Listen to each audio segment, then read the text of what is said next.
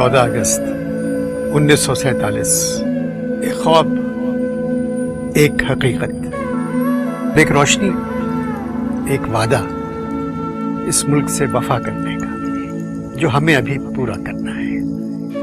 मेरे मुल्क का हर इंसान कह रहा है तुम सलामत रहो 1000 बरस, हर बरस के हो दिन 50,000। शुक्रिया पाकिस्तान, शुक्रिया पाकिस्तान।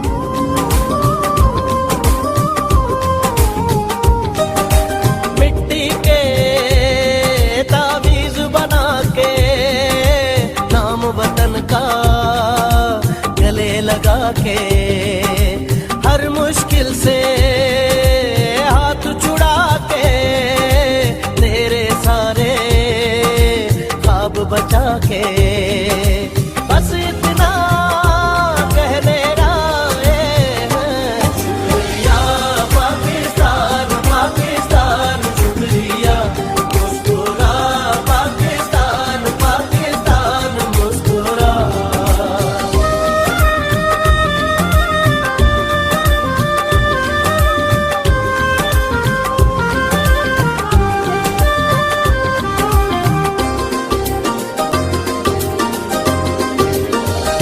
कोई भी ऐसा काम ना आए जिसमें पाकिस्तान ना आए।